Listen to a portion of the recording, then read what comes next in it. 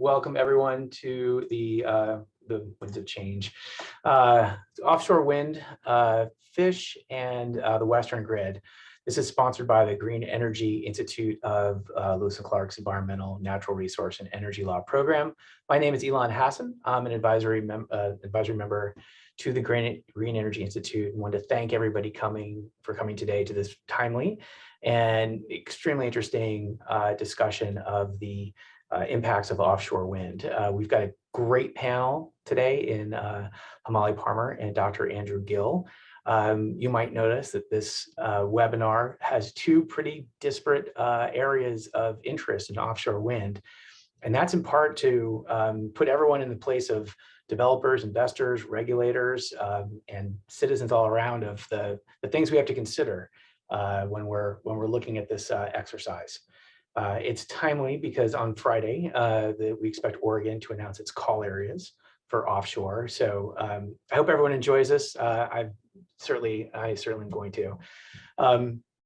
So just a little background on the Green Energy Institute. It's a climate and law policy institute within Lewis and Clark's law school. Its focus is on developing smart and comprehensive strategies for a swift and equitable transition to carbon-free energy grid. And speaking of grids, one of the things we're going to talk about today, our first speaker is going to be Himali Parmar. Himali leads the interconnection and transmission practice at ICF. Her areas of focus are pretty broad in that she works on renewable integration, grid interconnection, production cost modeling, transmission congestion and losses, and their effect on locational power prices and asset valuation. And I got to tell you, everybody, that is absolutely as complex as it sounds. Again, please invite you to dig in.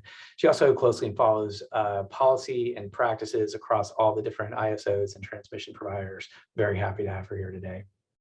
We're also equally happy to have Dr. Andrew Gill all the way from the UK. Before going to Dr. Gill's bio and why we asked him to come all the way from the UK via Zoom today is, as we start our process here in Oregon, we're going to learn from where we've done offshore wind before. The United Kingdom has excelled at offshore wind.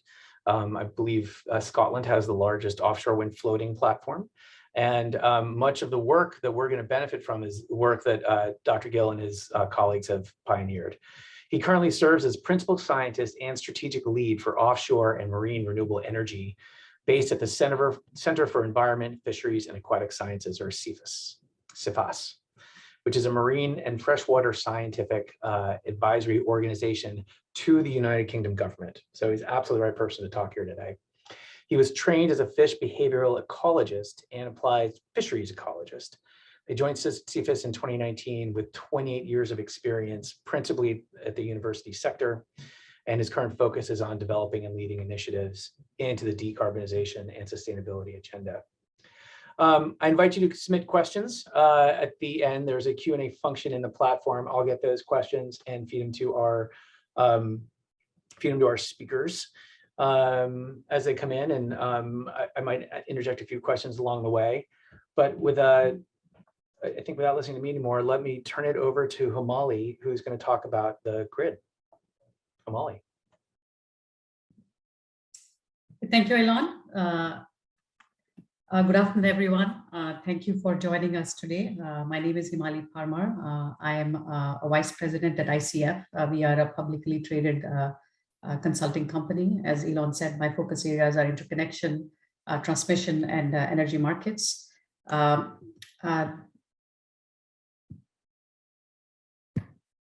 Outline for the presentation today, I'm hoping to provide an overview of the Oregon electricity market, main players, the supply mix in the state, overview of the RPS and the clean energy goals that the state has set out. I will have a slide that shows the technology cost for offshore wind compared to other technologies. Here it is, high relative to others. And then I plan to conclude with focus on transmission.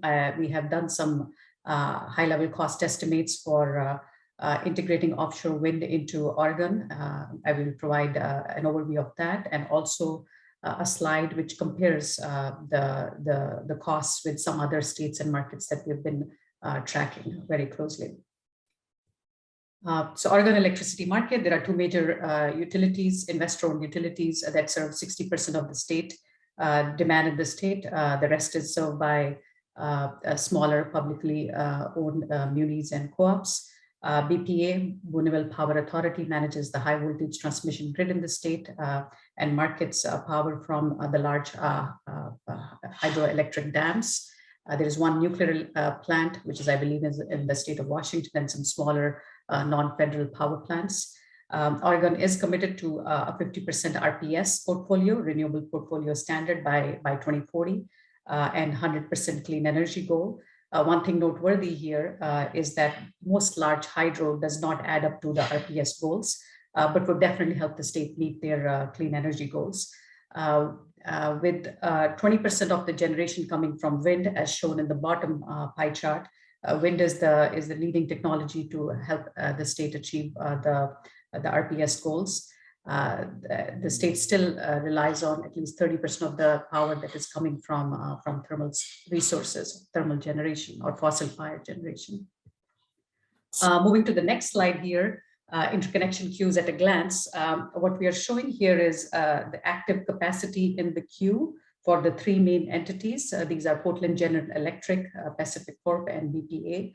By the way of introduction, any new supply that is looking to dispatch into the grid or interconnect to the grid has to get an approval from these transmission owning entities. I think of interconnection queues as something comparable to a DMV. You need a clearance to drive a car on the highways. Much like that, you need a clearance to inject into the grid. As you will see on the bottom part of the slides, what we are providing is a processing time to get that clearance. It takes roughly 3 to 6 years, depending on the entity that you're seeking to interconnect to the grid, to get that license. Imagine sitting in the DMV for 3 to 5 years to get a driver's license. As the pie chart shows, there's approximately 35 gigawatts of cumulative capacity across these three entities in Oregon. And orange dominates the pie charts.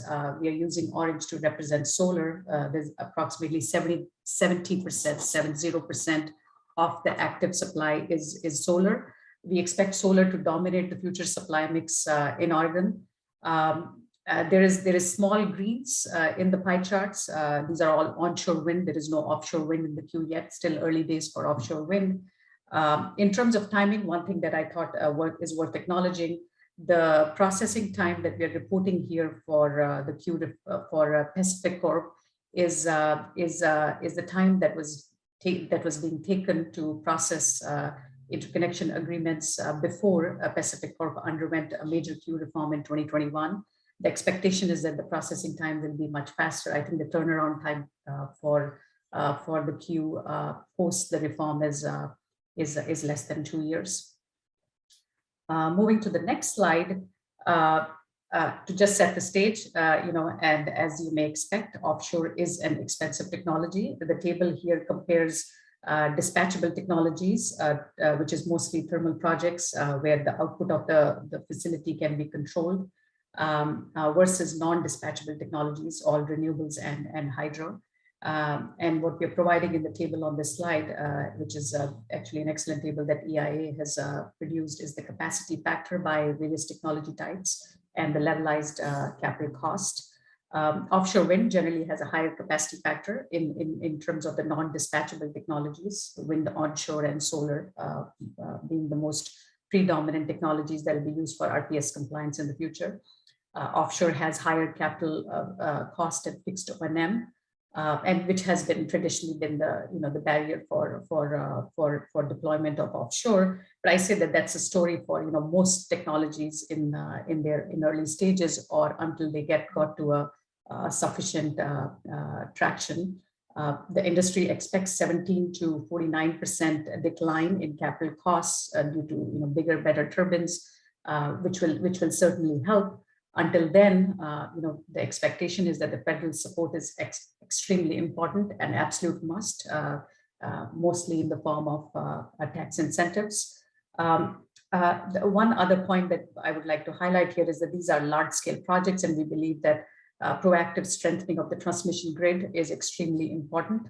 and the approach that that most system operators have taken for onshore resources, both solar and wind, wherein the customer-funded transmission approach has been taken, maybe a barrier. So the hope is in Oregon and across the board for other parts of the country as well, that the strengthening of the transmission grid is considered on a proactive basis. Just wanted to show some of the recent trends, as can be seen from various projects from both sides of the pond, both on the Europe and the American side. There has been a continued decline in the cost of wind, which is expected to lay a groundwork for significant future gains. The slide here, we wanted to show an overview of the Oregon transmission system. Three main entities. Green service area is Renewable Power Administration. That is mostly the areas in the north and the west Oregon and Pacific Corp, which is shown in the bright pink. This is the south and the east of the state. Most of the coastal transmission facilities are owned by BPA. What we also show on this map is you'll see red dotted circles. This is what we have observed historically, and the expectation for the future, where we see transmission choke points on the grid. And then you will also see on the left side of the map, there are blue rectangles which show where we expect these to be the potential interconnection points for offshore wind. There are 5 on the map: Clatsop, Tillamook, Toledo, Wenson, and Fairview. In terms of the choke points, a couple points that I would like to highlight. Not many on the BPA system that we've observed. There are some smaller choke points on the lower voltage grid, but nothing significant. However, on the Pacific Corp side, especially zooming into the bigger red circle at the bottom, we have observed issues on the 230 kV system, and especially along the seams with California. This is the COE interface, or the COE path, also known as Path 66. There's significant congestion on this interface, both going into California and for power imports from California. This has been an historical choke point and is expected to be, and the congestion is expected to continue to increase into the future as well. I would like to keep the focus on the 5 substations that I highlight on the coastal line, because in the next slide, what we've done here is an assessment of the coastal power grid to see, what can these substations accommodate in terms of offshore wind. And as you will see, the total that the 5 substations can accommodate without any significant upgrades to the grid is approximately 1.6 gigawatts. Of offshore wind, ranging from as low as 94 megawatts at the Clatsop substation, and Fairview does the best at 509 megawatts. One thing I want to note is that even at that higher end, at 509 megawatts for Fairview, the size is still smaller than some of the recent procurements that we have seen in the East. The size of those procurements have been bigger. Then we also provide in the same table, the column to the right, is what can incrementally be injected with a $400 million upgrade. So we fix some of the choke points that were observed for the 5 substations, and we see that for $400 million of additional network upgrades, Oregon could accommodate an additional 1 gigawatt of offshore wind. So that takes the total to 2.6 gigawatts, and the average injection capacity size also increases. The average is 525 megawatts, and the range is more like 300 to 770 megawatts. Moving to the next slide, this is a slide where we are providing a competitive assessment of some regions, the injection capacity that they could handle of offshore wind and the network upgrade costs. On the top, as you can see, Oregon at 2.6 gigawatts and roughly $150 per kilowatt, which is translated from the $400 million of network upgrades that I showed on the previous slide. Does actually better than the region immediate to its south, the Northern California call area Humboldt, which we believe that even for the first tranche, the first gigawatt, will need significant upgrades, $600 per kilowatt of upgrades are expected for even the first gigawatt of offshore wind to be integrated to Humboldt. Central California, Diablo and Morro Bay are much better positioned. We see that that area can accommodate roughly 6 gigawatts offshore with very minimal network upgrades. And the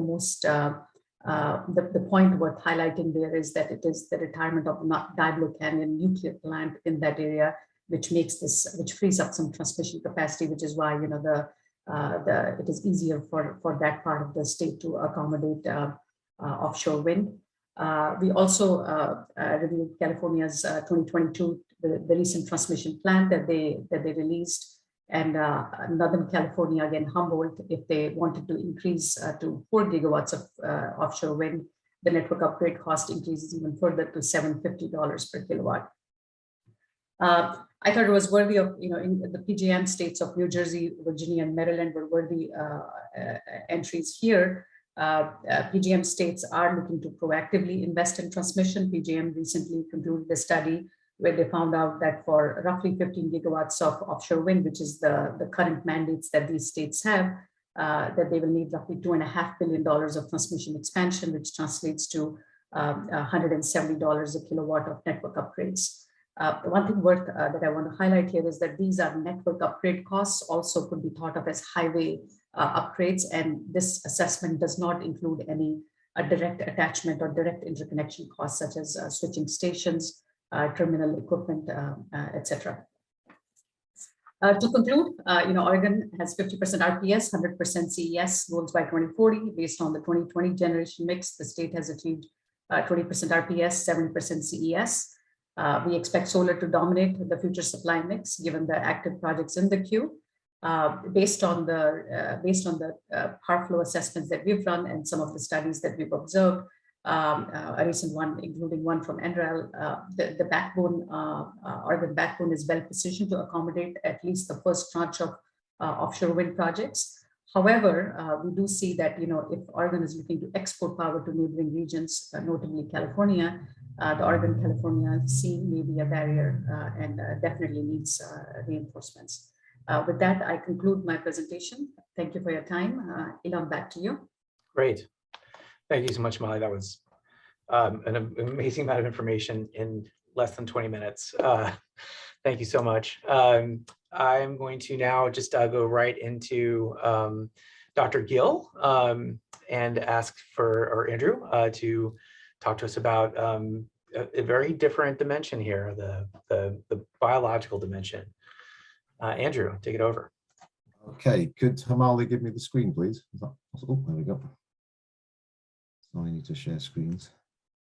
So thank you very much. And where are we? PowerPoint. Sorry, I'm just trying to find my PowerPoint.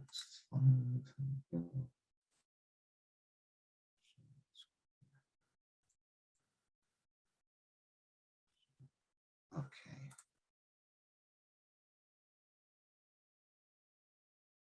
Okay, it should just start in a second. So bearing in mind I am in the UK, so there might be some slight delay in the slides, and hopefully my voice will be maintained. Thank you so much for the invite to share a lot of experience that I've had personally, but also we've had in this part of the world. And what I really wanted to do is to follow on really from what Himali is saying, is that in order to get the energy, if you're choosing to use offshore wind, then there are a number of other aspects that we have to think about. And that will come into the decisions that are made about where you put your wind farms, how many you put out there, how far offshore, the size of the cables, how you take the route to shore, where you fit in with the grid. So it really is important. And the key thing here, as Elon said earlier on, is that we can't do this independently. We need to cross disciplines. We need to think about collaboration and working together. And I'm saying that on the basis that the lessons learned particularly from the UK and the European countries around the North Sea. Hey, Andrew? Yeah. Can I just jump in? You're in presenter mode, but we're actually seeing your screen, not the presentation screen. Sorry, hang on. Pause that. And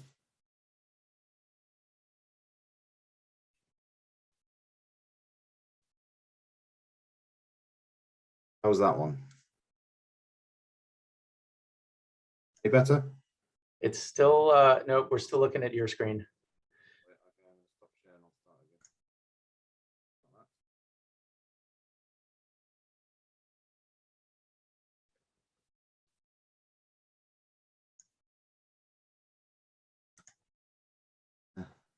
Well, hey, Andrew, take a little time there. Scott Hudson has a question, which I'll just answer real quick. Why is the future mix of Oregon expected to be solar? Is this based on weather or cost? Actually, I'll ask Himali if she can answer that. If not, I have an idea.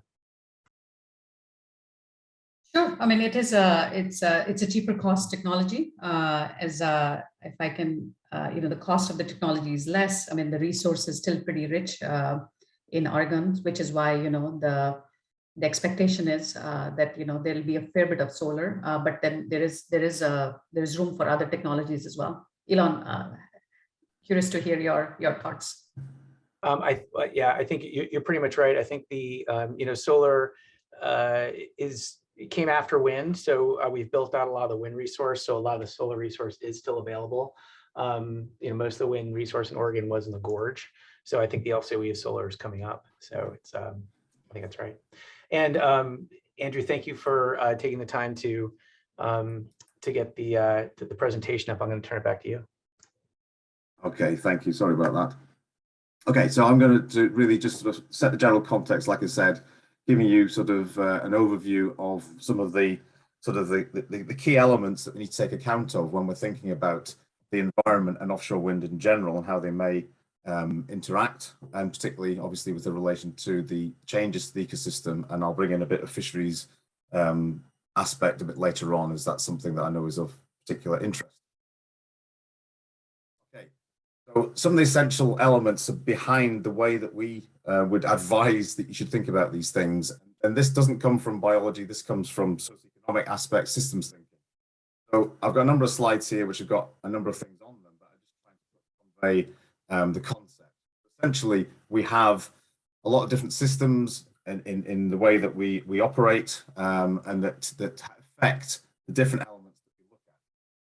So we have obviously climate, we have ecosystems, we have the economy, we have pollution, we have governance, and we operate within those kind of drivers in the system. And when we're talking about changes related to offshore wind in relation to ecosystems, there's an element here, it's kind of a hierarchy within this whole system. But the idea is that even if we're looking at smaller scale aspects, they will still be potentially affected by these bigger systems. And those bigger systems relate to other disciplines. And we have to bear in mind those disciplines, such as governance, may have a consequence for the decisions we make or how we understand the changes in even in the environment when we're looking at that. So essentially, you've got potential elements in there that come at different scales. I'm just trying to unpackage that in the next few slides. So if we think about offshore energy, offshore wind at the top, this is just a diagram that we came up with a colleague of mine who's passed but worked actually at Oregon State University, George Bowler.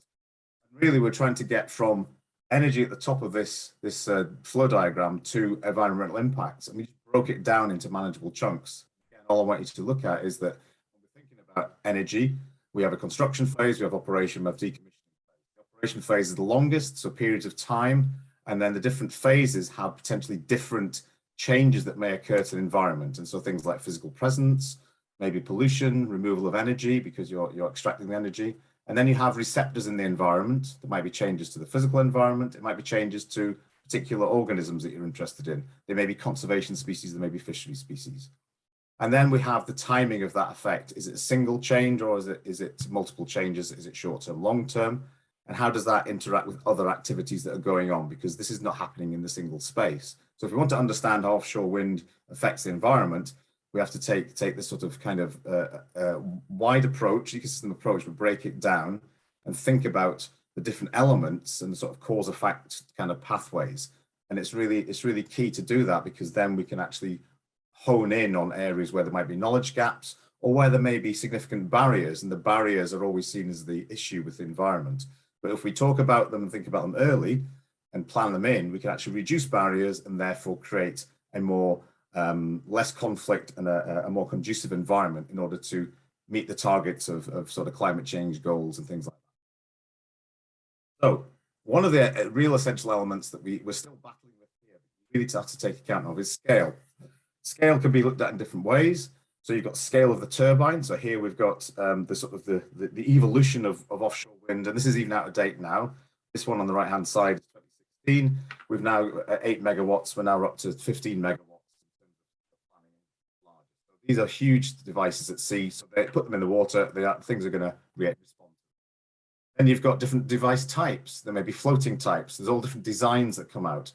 When you need to know what kind of design you're going to be using when you want to try and understand what the environmental effect might be, how many of them you're going to have. So again, this is important to understand early on. The decision about what to use might have implications for. Then scale is important when you come to the organisms themselves. So this is just some nice cute pictures of some of my favorite animals, which are skates and rays. This is them when they're younger, in their eggs. This is when they're more adults. And then you've got other organisms that are fed on by others, and they get ones that are migratory. And the areas in the sea are used by different organisms at different times, at different stages of their life. We have to bear that in mind as well when we're trying to understand the changes that may occur. There may be fleeting, temporary, or there may actually be fairly permanent changes. We need to ask some simple questions. Where's your wind farms being placed? When are you going in? So what's the timing of it? How long are they there for? How long is the construction period? How long are they going to be deployed for? How large? What's the footprint, including the cable route to shore? So where do they come ashore in relation to the grid? Really important. Is it just one cable or is it multiple cable routes? Is it right up the whole coastline and in adjacent states, for instance, or in adjacent countries? Or is it just one particular area you're focusing on? And that's where the grid. What's the characteristics of the devices and what else is there? What's the other organisms that are there? And also what's the characteristic of the organisms that may utilize the area? And we've learned this because what we've tended to do, particularly in Europe, on the right-hand side here is a diagram illustrating the extent of either existing or planned offshore wind in the sort of southern part of the North Sea. So this is here, and then you've got the Netherlands and Germany and Belgium. There's a lot of activity going on here. Some of these already exist. But unfortunately, what we have tended to do is by not talking and thinking about the system, we've ended up looking at changes occurring with a single wind turbine or even just a single wind farm. Now, if you just look at, say, one wind turbine within one of these, where you've got an array of maybe 200 turbines, understanding the changes that are occurring with one device is not going to tell you a huge amount of the consequences or the level of change you're going to get. And those changes may be positive, maybe negative, and that's what we have to try and determine. So we're now thinking about cumulative effects, thinking about multiple, and of course, these are all occurring, being developed and built at different times. So that temporal thing comes in. So when we're looking at the environment and taking measurements to understand it, usually through monitoring programs, we tend to have, this is this sort of analogy down here. We've got our racehorse, which is very, very blinkered. We're not collecting data that's useful for us to understand the big changes that may occur. When we move across to the right-hand side, then what we're trying to be is a bit more open, a bit more transparent, and a bit more understanding of the changes that may occur, because that then links in with the other activities that occur within the environment. So this is a lesson we have definitely learned, and the spatial scale is really important for the context of how you understand the change. Then you've got temporal scale. That's the time scale it takes for things. This is a very simple line graph, which actually illustrates the variability in the herring populations. There's a very famous fish that, if any of you have been to the UK, you might eat kippers, herring, that have been fished over the years back to 1963. And you can see there's a variability, quite a large variability in the amount. This is weight. So there's already a baseline change going on. Now, when you're trying to understand the changes to the environment that are coming about when you put, say, an offshore wind in, you have to understand the current status of your feature of interest, in this case, herring, understand the trajectory. So for instance, here, if we go from 1977 to 91, there's an increasing trajectory here. So you put a wind farm in, then you're looking to see the changes against an increasing change. When you put wind farms in down here, then in near the 2000s, then maybe the population is already going down, the changes are occurring. So how do you proportion that to wind farms? You've got other factors that need to come in there. And that's why we have to have that discussion and thinking about the context of what else is going on in the area before we start pointing the finger, say, at an offshore wind farm. So for instance, we've had this data set, and here's some examples of when wind farms were put in.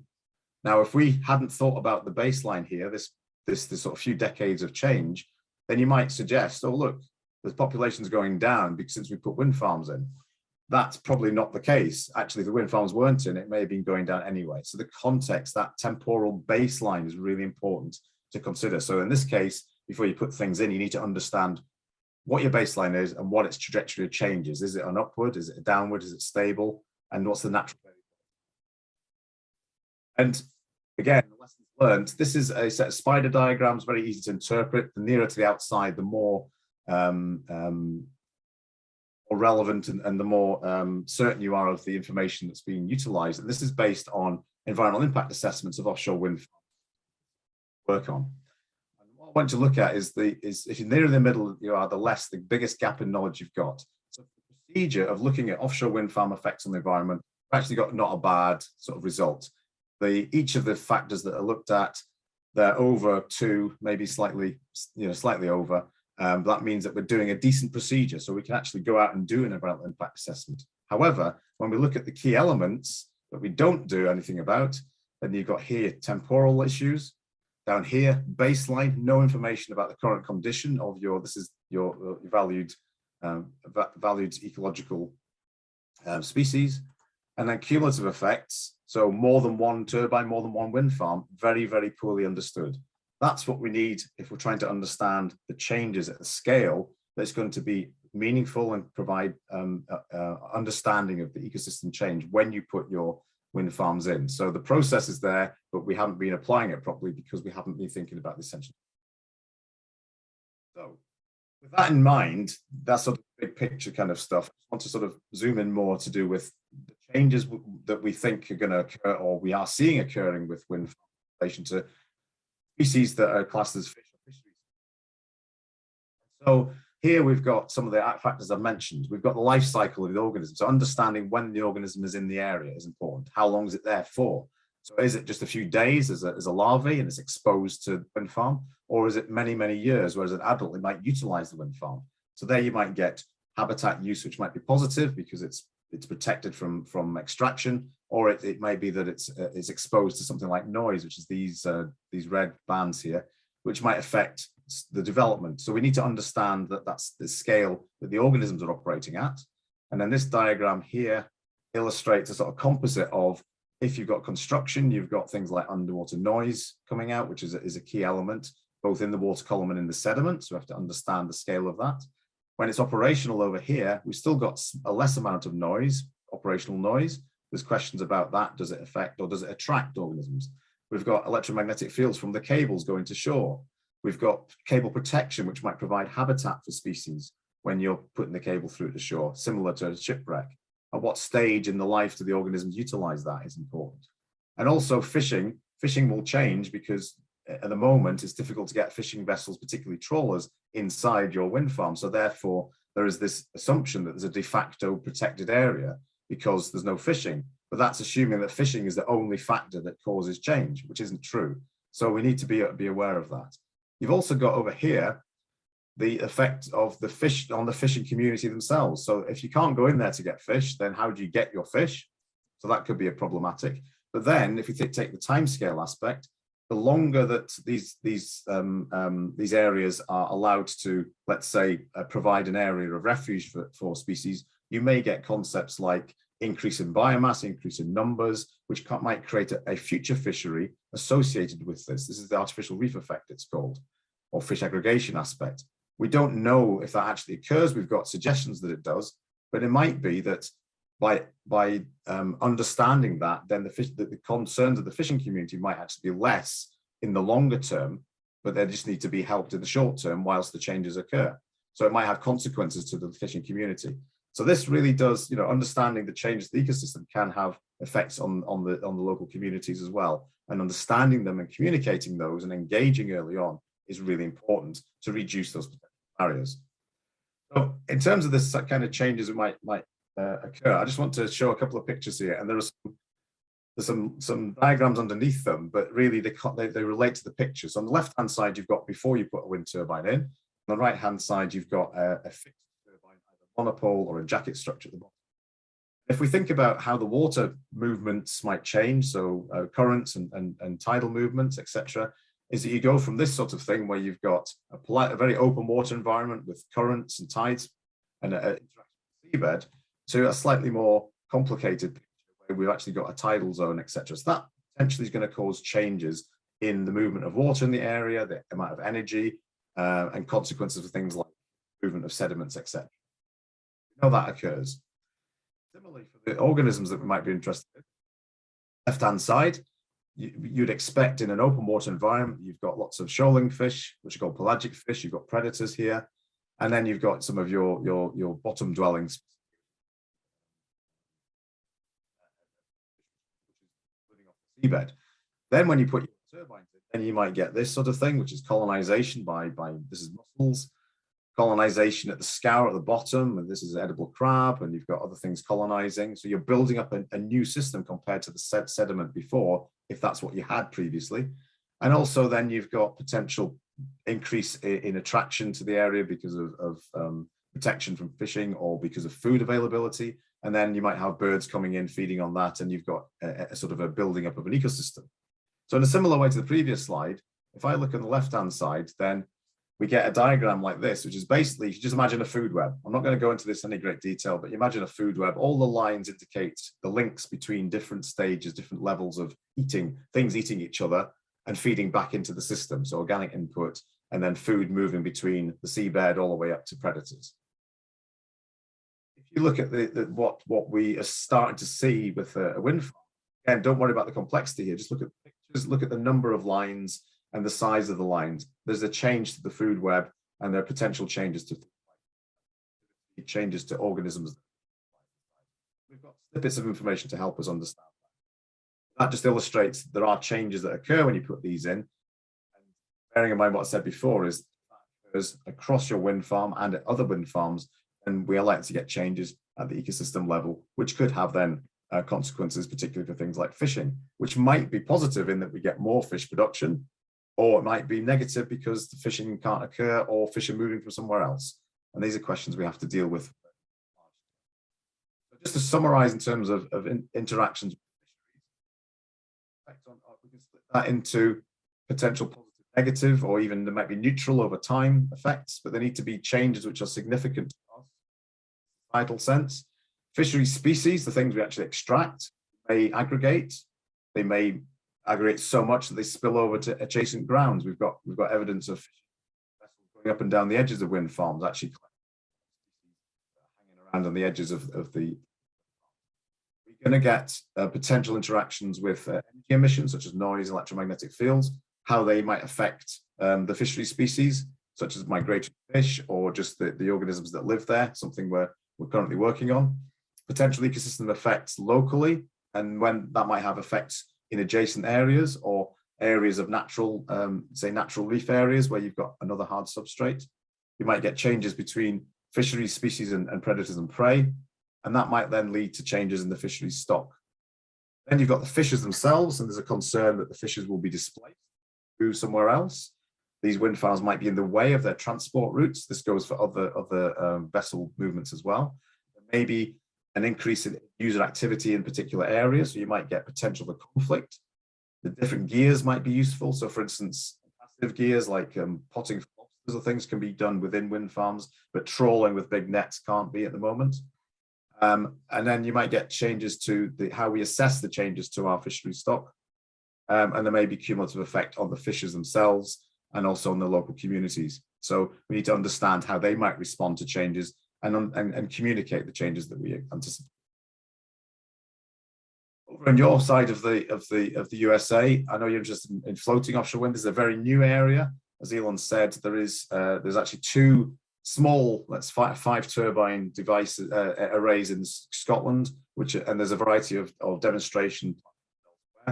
But this is something which is planned to be huge in many parts of the world. The thing there is we're still looking at different designs, and you may have different types of mooring systems, you may have different types of structures and different sizes of structures, as I mentioned before. There's some similar changes that may occur that we might expect in terms of aggregation, things colonizing, etc., but we don't have the connection with the seafloor, and these might be in several hundred meters of water, but they may still have some interaction.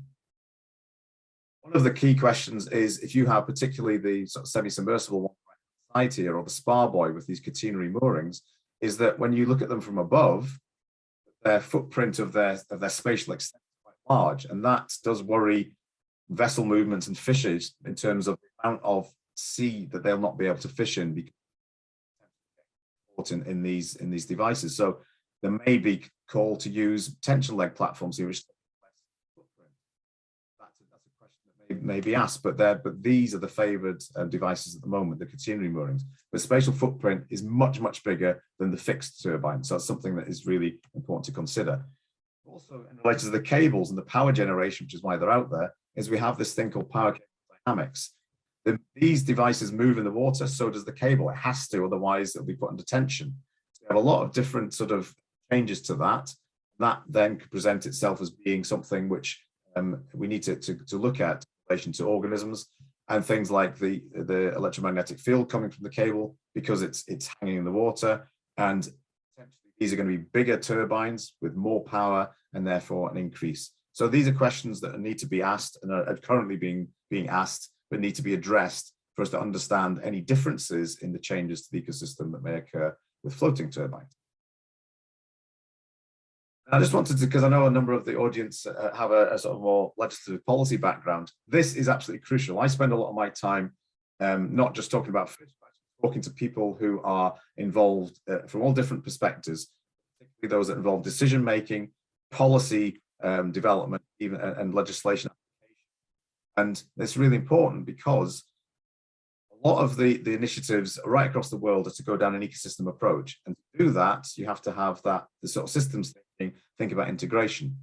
When you think about integration of things like policies, then here on the top right hand, I've got an illustration from Europe. Now, the UK is no longer in Europe, but we are retaining a number of these. These are essentially, the worded bits are essentially legislative directives. We're retaining a lot of the elements of these, but all I want you to point out is wind farms here, we've got a number of different, very high level legislative frameworks which are determining what we need to look at in terms of the wind farms. You might have birds, protected bird species, you might have habitats that need to be looked at, we might have strategic environmental assessment aspects, EIA, environmental impact assessment directives, which all have requirements. We can't just look at one of them. They all have an implication for what we might be looking at, but they do have an issue in that they tend to focus on one element, not this integrated ecosystem approach. So we have to try and look at how they may constrain our understanding and our development and our decision making.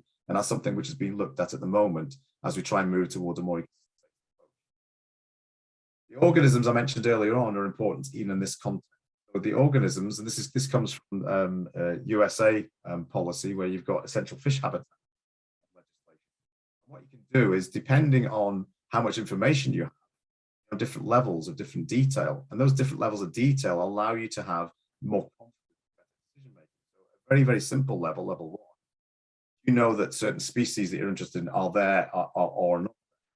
And that's potentially useful, but it's not great for management. What you really need to understand is a bit more about how many are there, or actually how important it is at certain essential time periods of the organism's life, and even how much that changes out through time. In order to do that, you need to think about the questions that have to be answered and actually go into it in detail and pull out the elements. So you move down the sort of the hierarchy of the system. But that legislation is requiring us to collect more data that's relevant to the fish in order for us to understand the changes and actually come up with effective. That all leads into the final thing, which is integrated planning. So a lot of this is happening in space, which is already utilized. You'll have areas which are already used by different activities. So how do we make the right decisions, put things in the right place at the right time? That's going to require some strategic planning. It's thinking about the environment and the right scale of change that may occur. We're going to get little changes. Does that matter? Understand it at the right scale when it does matter. We need to think about cross-boundary. So you talked about California in terms of the movement of energy, but California down the coast is important, and so is Washington to the north, and you know what's going on, because they might be areas where the organisms come through, and then you have to integrate understanding of changes with what's going in adjacent waters, which is something we've had to do in Europe. And by doing that, you're then in a better position to have confidence to understand what you might need to mitigate or what you could potentially adapt. So just to finish off, tried to sort of cover quite a large set of elements, but these elements, essential elements that we need to understand the interaction with offshore wind, changes that occur at an ecosystem scale, is what we would advocate in relation to understanding things like changes to protected species or changes to fish. To understand and think about the ecological change, because ultimately it's the population of organisms that we're interested in. So we need to think about the ecological system, think about it in relation to other. We need to be clearly defined about what we mean by the change, the scale of change, what an impact is. And then what we've kind of termed in a number of working groups is the so what aspect. You know, there will be change. We know that, but what's the scale of change and what's the so what important for us? We need to try and define that properly. Then measure it and understand what the level of that. That's often through sort of well-defined targeted questions, often driven by the policy relevance or policy targets, such as trying to meet net zero or trying to, you know, of environmental management. And it's going to require working across. And then we also advocate that in order to understand how the changes are occurring over time, to make sure that we are, you know, understanding the changes that we predict, then we have to have more intelligence in how we monitor and collect data and using the appropriate scales and appropriate baselines. So things will change, but we need to start out with a sort of objective basis, evaluate, keep re-evaluating and sharing knowledge in order to reduce the potential for barriers, which will ultimately hit everybody trying to meet climate change targets. And the picture on the right-hand side illustrates the next phase coming along. Hey, Andrew, your mic seems to have cut out there. And if I can jump in, because we're getting close to time. Thank you for that. And I hope my promise that this was going to be a rich discussion today was proven true with the depth of things we need to think about. There are a couple questions from the audience. I wanted to start with one that I had for Himali. Himali, last year, Oregon passed HB 2021. Last year, Oregon passed HB 2021, which had a specific greenhouse gas emissions reduction plan. I noticed you talked about the RPS. Have you formed any opinion or thought about how the GHG might impact the renewables build out or a reduction in generation of existing resources? Absolutely. I mean, I had two goals that the state has. One was 50% RPS by 2040, and the other one was 100% CES, clean energy standard, by 2040 as well. So and hydro, the big factor here is the hydro factor. So hydro accounts for the clean energy goal, but does not provide any credits towards the RPS. Where the state stands with all the renewable production and hydro, they're at 70% goal relative to that 100% by 2040. So what the expectation really is that it will lead to and the queue, if you recall from my slides, the queues from BPA, Pacific Corp, and Portland General are already showing the trends that there is a lot of solar that is in the queue. So the expectation is that it will just spur more solar development. There may be some wind that will come locally, or maybe some imports from neighboring states. And then there is, I think that there's a role that offshore wind will play. How big a role? I don't know that yet. I think it's somewhere between 1 to 3 gigawatts potentially. The state looks like there is capability to accommodate that much. But the change as a result of the bill really is that there will be more renewables in the mix. Excellent, thank you. Andrew, I'm going to try and so Jordan Lee has asked two questions. I'm going to try and put them into one with a holistic question. Having developed onshore wind, I've often been frustrated by something you talked about, where we're looking at a single wind farm or a single turbine, the impact of that on the environment, when the environment is much, much larger. And particularly when it comes to mitigation, like we'll often try and mitigate something for something specific when we really need to be thinking about the ecosystem. There's two tools we have in our toolkit in the US for dealing with that. I'm wondering if those are if there are likenesses to them in the UK that have worked, and if you think they're a good idea. One is something called the idea of a programmatic EIS. So when you go into federal waters, you have to do an environmental impact statement. But if we look at the area as a whole and say, well, let's just study the entire area, understand all the ecosystems, it then gets, in my mind, it facilitates the problem of looking at one turbine. You have a program for the whole area. The other is something out of endangered species practice, a habitat conservation plan, where when we have a species that's endangered, we're not worried about the species itself. We recognize that's a canary in the coal mine for a larger area. So I'm going to ask, like, do those things sound like they worked? And then Jordan had a question of, like, what lessons learned from the UK?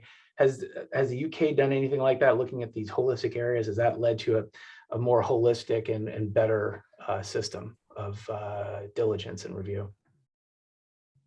Okay, I'm having trouble with the stability, so if I go cut out, I hope I hope it's not mid-sentence. The simple answer is nothing of great effect. I mean, I'm aware of the programmatic sort of approach, and it makes sense. The issue we've had, particularly in Europe, is that the legislation for environmental impact assessment is driving the process. And that requires you to do a site level kind of look. So you're only looking at site level.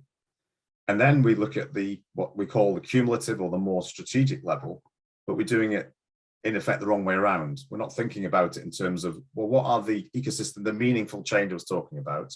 Now, arguably, somewhere like the southern North Sea, we should be doing that right across all the countries, because that's where the organisms live. It's a hydrographic unit, so need the oceanographers in, but we don't. We do it site by site by site, and then we try and add that together.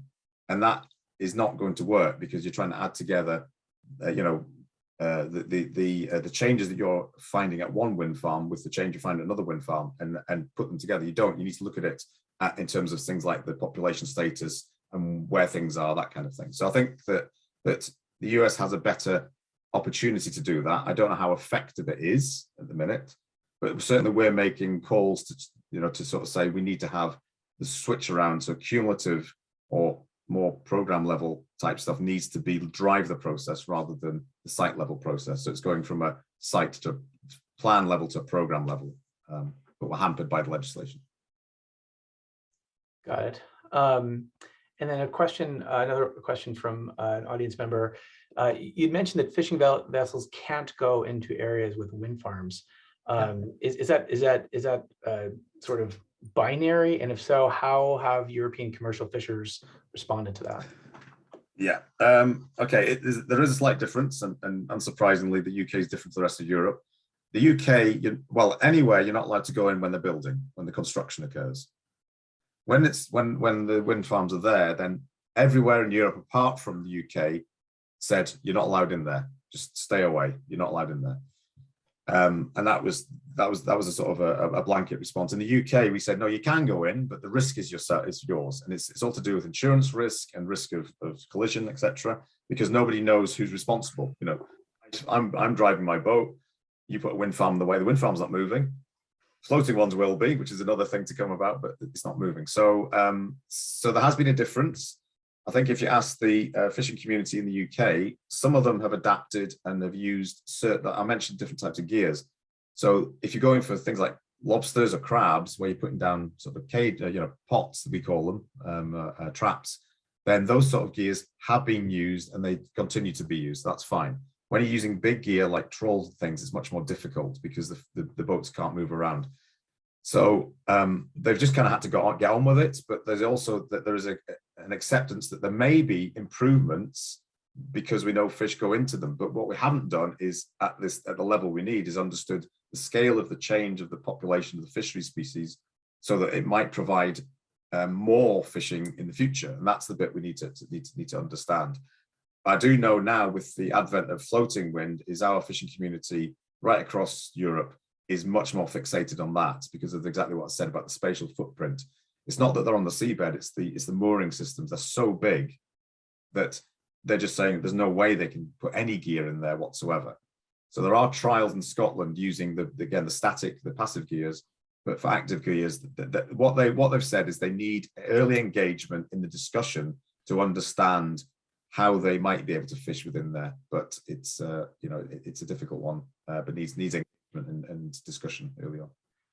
Yeah, I'd say one of the things that take away from your discussion is the importance of perspective, you know, both in time and in the subject. You know, are you looking at the fish populations creating marine sanctuaries or fisheries and food source and energy? It's like, Yeah. It's really clear that it really depends. The point of the question you're asking, not you know, the way you phrase it is very important. It's like, this will cause change. Yeah. The whether it's good or bad change is really a subjective exercise, and it really depends on what you're solving for. It's very interesting, for sure. So we're coming up. We have a few more minutes. So let's ask this one more specifically, because I'm kind of curious from Scott Hudson. Are there any lessons learned from Europe's experience in terms of interfacing with strategies, things that have worked very well or not worked? I mean, maybe an anecdote here might be good, because I mean, a lot of you were talking a lot about what we've learned here, but anything in particular jump out of you, just like, oh, this was. I understand the policy at the national level is one thing, but yeah. Well, I think, yeah, I was trying to convey that, you know, the way we're thinking is that's how we should do it, because in the past we didn't. Is not going down this single site route and not focusing on other interactions. That's really, really important. But I would also say that the engagement with everybody at the start, before you start making decisions about putting things in the water, that is so important. I mean, we're now looking backwards and going, oh, we should have done that 20 years ago. So it's that. Himali, so this is an interesting sort of blend of the two ideas. So many ISOs, RTOs, and I honestly can't tell the difference between the two of them, have cluster studies. BPA is a serial study. What Andrew's talking about here is a comprehensive look. Does it make sense to do cluster studies when we're talking about interconnection to the grid? Is that something that, so BPA is just doing it serially, which means I can put in an application today and Himali can put one in tomorrow, Andrew can put one in on Friday. That's more of a cumulative approach. Do you have any comment on the wisdom of that in terms of energy integration? Serial studies, serial interconnection studies are a thing of the past, right? I mean, almost every system operator, especially folks who are managing large interconnection requests, have moved to a cluster process. Not that those are also working as well as you would want them to be, given the volume of requests. But I think it makes the cost allocation, which is the big challenge really in the transmission cost, right? It makes that more manageable when you have a bigger share of projects that are contributing to issues, say on the COE. If you pick, the first project that you evaluate, you see an issue, well, do you assign, $1 billion upgrade to that one project, or would it be better to have, 5 others who are going to come share the party and hence share the cost? So I feel like at least from my experience with the system operators in the East have been, Elon, that the processing time, even if does not change by much, there is more, there is a better cost allocation approach that comes out because you have a bigger share of projects to cost allocate across. I feel like most system operators over the course of the last 5 to 7 years have moved from serial to cluster. Himali, BPA and WEC is different in one way from other areas in that the most of the transmission service I honestly can't describe how they do it in ISOs, in MISO and PJM, but in BPA in particular, they actually have a separate transmission exercise. Can you explain how BPA separates, maybe talk a little about what transmission is versus interconnection and those processes? Because it's a little bit, because you're interconnecting is one thing, getting power on the grid, there's one set of studies for that. And then there's your ability to essentially transmit and sell the power, which is a different exercise in BPA. And yeah, I don't know if you can talk about that at all, to talk about those potential impacts, or if they're identical, if we shouldn't think about them separately. I thought that the process was not very different, Elon, that you have to interconnect, that is your interconnection process. And then once you interconnect, you have to seek transmission services for point-to-point network interconnection transmission services that you have to then go for once you have, the interconnection rights. I do think that BPA as they're integrating more renewables into the system, the renewable integration charges is something that definitely has been up and increasing compared to other system operators. I thought the variable integration charges that BPA charges relative to other markets is a little bit higher, but in terms of the interconnection versus and then moving on to the transmission reservation approach, I don't think it is fundamentally very different, Elon. No, you're right. They're similar, but there are separate processes here. Fred Hewitt mentioned that we do cluster studies. I think that's just for the transmission system. To say the transmission process, so they do run a parallel process with transmission and BPA. So they are very similar, but they're just separated a little bit. Is my recollection of it. Good. Yeah. No, we do it more complicated here.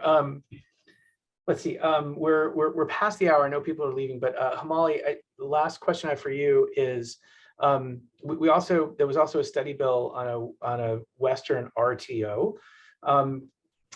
Can you give us any insight into how you think that might change things in the area, how it might benefit or change, since we're on the subject of there's change with new things. How do you think that might change things?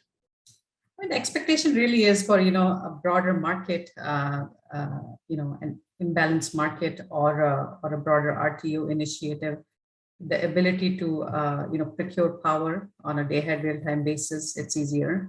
Ability to liquidate your megawatts, it's easier. You're not just at the mercy of a smaller transmission company to be able to sell your megawatts. There is a bigger pool, exchange that you're able to participate in, and your megawatts can be transferred across a bigger demand, essentially, right? So I am a big believer in RTOs and bigger systems. But I'm sure there are disadvantages that folks could highlight as well. I pay my bills to Dominion, which is part of Pennsylvania, Jersey, Maryland, PJM service territory, and I feel like the system's done pretty well over the last 15, 16 years. Excellent. So that's our presentation. I wanted to highlight what I find interesting here is these are, by the way, just two of the dimensions that we'll talk about with offshore wind, is the environmental and the interconnection. There's also the market side, which Molly touches on, but there's a much bigger market side there. There's policy, and there's resource identification. And what's interesting, one of the things I'm taking away from this is we study an individual thing, but that thing impacts so many things around it that you really have a broader discussion. Unfortunately, the way our regulatory system works, both in every manner, really the only way we're capable of looking at things is on an individual basis, and that has pluses and minuses. And I think both Andrew and Himali's presentations sort of highlight, like, when you're putting one thing in, it has impacts on everything else. And how regulators, developers, investors, and just everyday people balance those competing interests is challenging. It's one of my favorite quotes is from John F. Kennedy is, "We don't do this because it's easy, we do it because it's hard, and this is going to be hard." So with that, I thank everybody for coming. Thanks so much to the panelists. That was I felt like I got a graduate level course in ecology. Andrew and Himali, as usual, very clear way of discussing an incredibly complex subject. I encourage anybody to reach out to these folks if you want to get smarter on the issue, because they have a lot to share. And thank you to Kara, GEI, and Lewis and Clark Law School.